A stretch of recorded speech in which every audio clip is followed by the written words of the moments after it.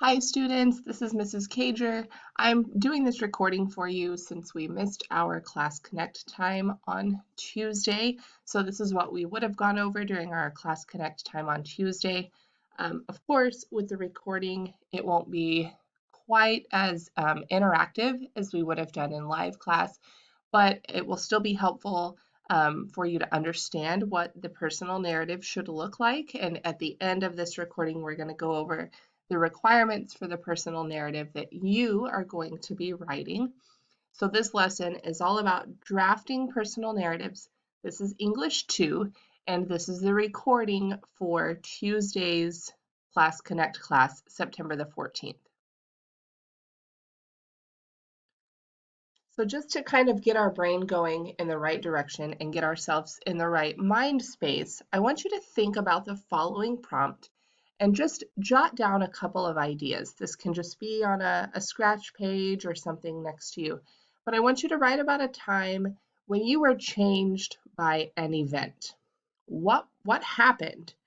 Who was involved? And how were you changed? So take a few seconds. You can pause this recording if you need to, but jot down a couple of ideas, jot down a couple of these things because we're going to come back to this later in our class time today. So think about a time that you were changed by an event. What was it that happened? Who was involved? And how did it change you?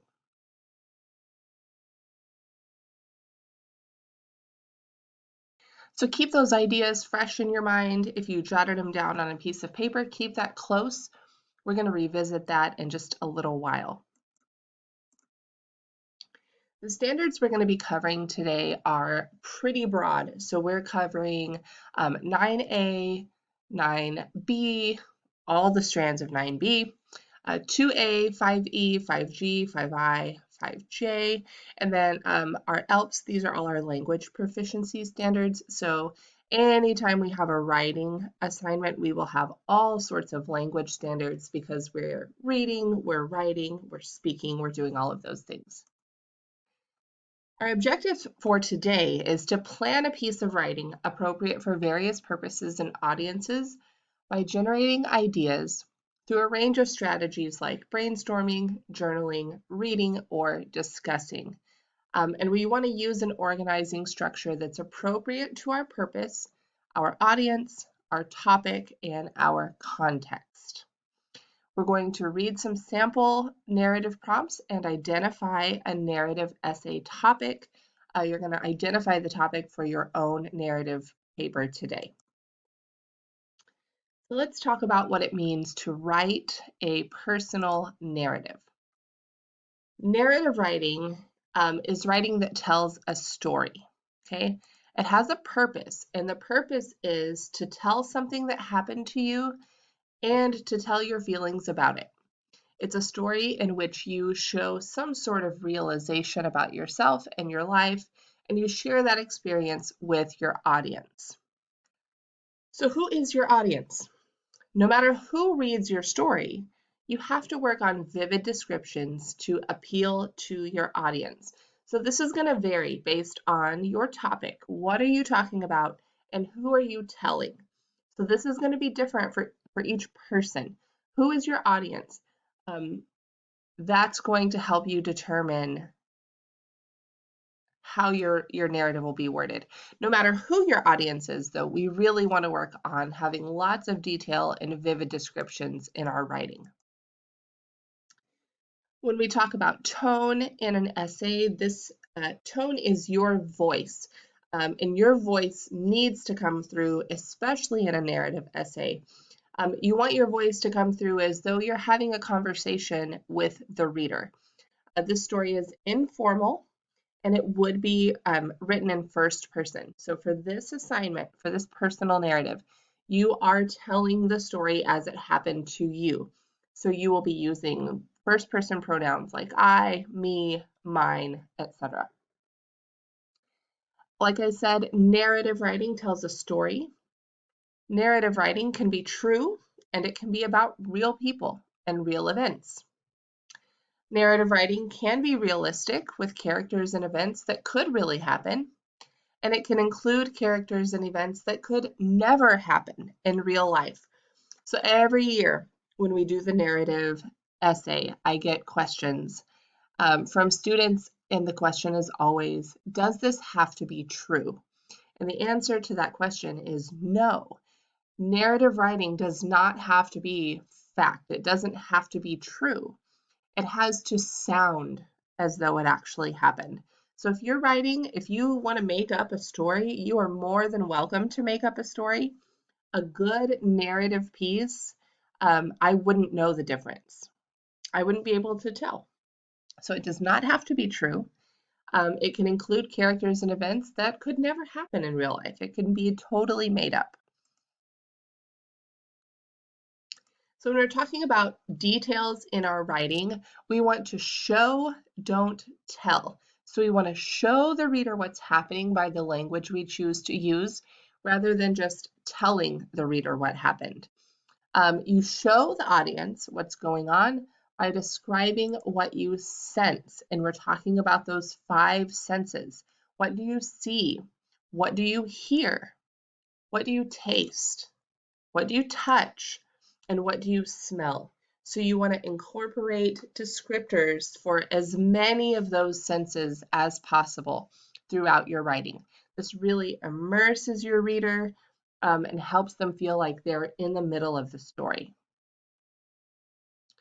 Let's look at a couple of examples of what this show versus tell writing might look like. Example number 1 says, don't just say that you felt the snowball hit your head before you fell down and heard everyone laugh. That's telling writing. I felt the snowball hit my head and I fell down and heard everyone laugh. Okay. Now showing writing would look different. It would look something like this. The sting of the hard-packed ice against my cheek instantly brought tears to my eyes. As I flinched away, the ice proved too much for me to keep my balance, and my legs slid away out from under me. The sickening thud of my body hitting the ground was fodder for the vicious crowd, and they cackled mercilessly as I struggled to get back on my feet. So this second example gives me a much more vivid picture of what's happening. This is showing language. This person tells me what they felt, what they heard, what they saw. They told me what they observed about the other people, what the other people were doing. It paints a very vivid picture, much more than just saying, I got hit in the head with a snowball and I fell down. So this is what we're talking about when we talk about showing language versus telling language. Example number 2 says, I was really nervous. She called on me to answer the question. I didn't know the answer. She stood right by me when I started to cry. She told me I won the Doorknob of the Day award. This happened right in front of the whole class. This is telling writing. This tells the reader what happened. Look at the very ordinary verbs that we see in this example. I was really nervous. She called on me. I didn't know. She stood. I started to cry. She told me. This happened. Those are very ordinary, boring kind of verbs. Now let's look at this in a showing type of language. My heart stopped each time she paused before calling on her next victim. I knew I didn't understand how to do the algebra problems. I just didn't want her to know. Then I heard my name and every nerve in my body froze. I couldn't do anything except look down at the paper. Well, I heard her screech as she loomed over me. I could not speak. I heard someone mumble disgustedly, "Geez, this was easy." That's when the tears began to blur my eyesight and I willed them not to fall onto my paper. She didn't notice my tears, and she wouldn't have cared anyway.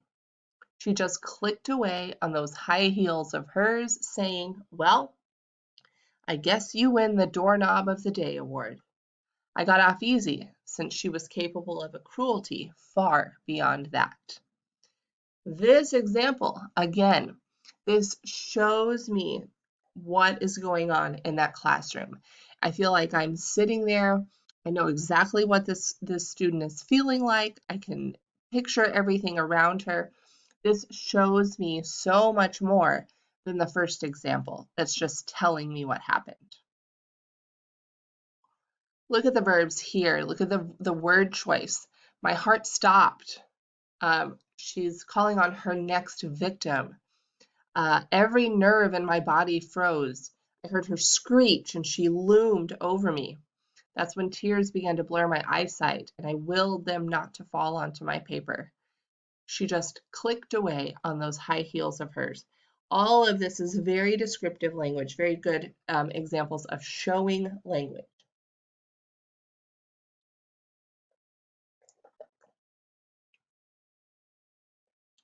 So we want to have a point always where you somehow different at the end of the experience that you choose to write about.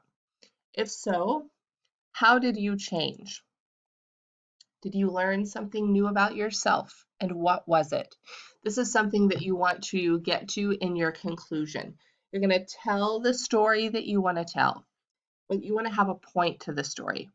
So at the end, when you get to your conclusion, you want to tell your reader how this changed you, how this experience made you different. Did you learn something new? If so, what was it? Did you learn something new about other people, about human nature, or maybe just life in general? And if so, what did you learn?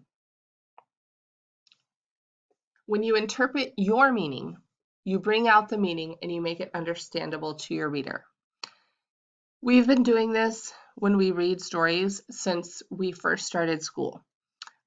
We read a story, we make something out of it, we make some sort of meaning out of it, we interpret it in our mind. So what can we interpret from the example from algebra class, from this girl's example of what happened to her in class? So this is the second example. Her heart stopped each time she paused. I want you to take a few seconds to read back through this and think of how you can interpret this passage. What are some things you can pull from this passage? So you can pause this for a minute, read through it, jot down a couple of notes. What are you interpreting from this? Here's a few things that we're able to pull out of this. We can interpret from this passage that the student is afraid of this teacher. She never comes out and says that explicitly, but we can tell by her interaction with the teacher that she's afraid of this teacher. We can also interpret that the student already feels embarrassed that he or she doesn't understand the math. And we can interpret that this teacher is not a really compassionate person. We can interpret that based on how she treats this student, and then what the student says at the end, that the student feels like she got off easy because the teacher was capable of cruelty much further beyond what she did. So we can interpret all of these things from that passage without them being explicitly stated.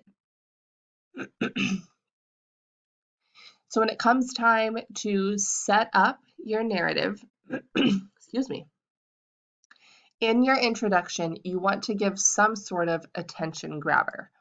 So here are some examples that you can choose from. You can choose to give some background information to your story. You can choose to start right in the middle of some sort of action. You can start with dialogue. You can start with the description of a character. You can describe the setting. Any of these are ways to grab your reader's attention, but whichever one you choose, you want to make sure that you use a lot of that showing language right at the beginning. One other option you could choose is to start with your point. So that lesson that you learned or that information that you learned about yourself or someone else, you can start with that point in your introduction and then kind of go backwards and explain how you got to that conclusion. That's a little bit harder to do, but definitely something that you could do. I do want to see you use dialogue throughout your narrative, but I only want you to use dialogue that's necessary for the story. Otherwise, it can be a little bit confusing. So you want to use quality dialogue that's necessary and that adds to the story.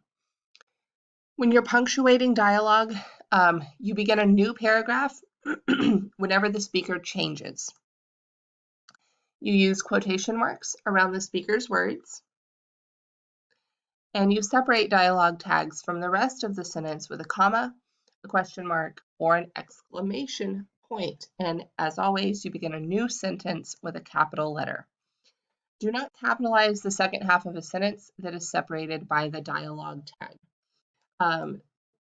Dialogue is a little bit difficult to punctuate. However, if you're using Microsoft Word, for example, to write your personal narrative, a lot of that dialogue punctuation will be auto-corrected for you.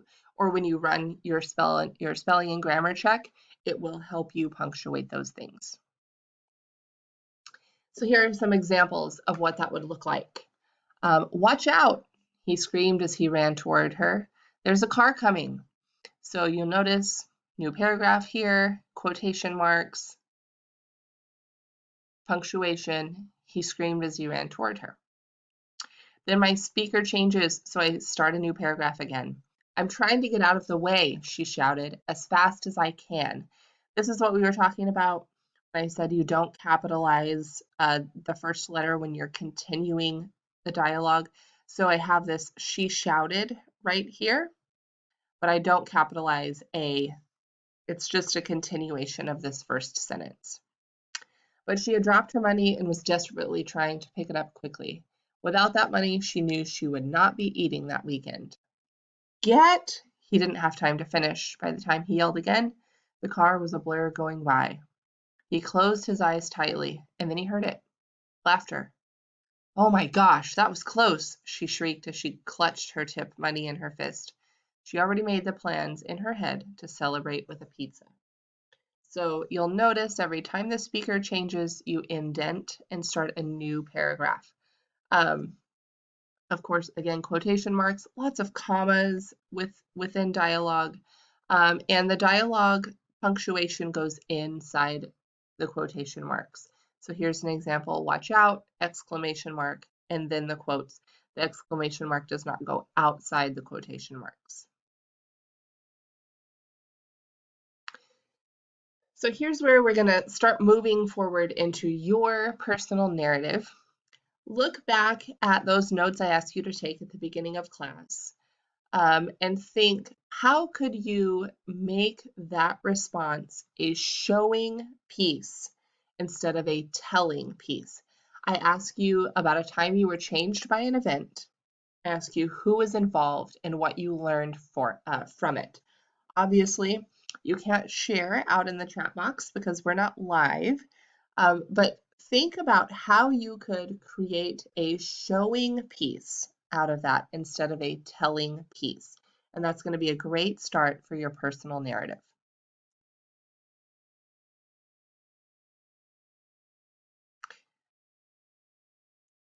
These links that are posted up here, I will share these videos will be linked at the bottom of this recording in the announcements and also in my video library. So these are some short videos that you can look at to help you learn how to create strong dialogue, learn about story structure, and how to develop your characters. These are short, 2 or 3 minutes each. And they will be in the video library and linked at the bottom of this announcement. So keep those little mini videos in mind as the key to get off to a great start. And let's look at the requirements for the 2.10 Write a Personal Narrative. That's the one that's due in this class. So the narrative prompt is to write a personal narrative about a challenging experience that you have faced in real life. You'll begin writing this assignment today, hopefully, or at least planning your assignment today. So here are the details for this assignment. Over the next several lessons, you'll be writing a personal narrative about a challenging experience that you faced in real life. Some of the requirements for your narrative are that it should be 500 to 750 words long. You want to write from the first person point of view. That's those I and me pronouns.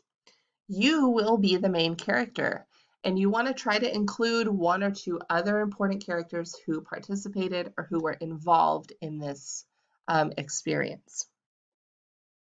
You want to organize the events in chronological order that reflect the order of the plot. We looked at this plot arc last week when we talked about after 20 years. So you know that you want to have that exposition or introduction, a complicating incident, your rising action, your climax, and your falling action. You'll describe people, places, and events clearly and in detail using vivid words. You want to include dialogue. You want to include dialogue that adds to your story, not dialogue that distracts from the story. And your final draft will be scored by me using the narrative writing grading rubric. You can find that rubric in your course. It's in the 2.10 lessons. So look at the rubric as you're writing to know how your writing will be scored. You should begin working on this assignment today, at least working on your prompt and your planning, and you'll follow the steps of the writing process, which you walk through in the next several lessons in your course in order to complete your assignment. And you will turn in your work as a teacher-graded assignment. So the due date for your personal narrative has been pushed back to October 1st. So don't feel like this is something you have to rush through and complete this week. You've got a couple of weeks to work on it. Actually, you've got about 3 weeks to work on it, and make sure that you can really develop this into a good, solid piece of writing. If you need help planning or drafting or any of those things, you're always free to jump into office hours, sign up for a one-on-one slot, anything like that to help you with your writing. So that's all I've got for you for now. Look at the bottom of this announcement for those links to the other videos and the assignment page for the 2.10 personal narrative.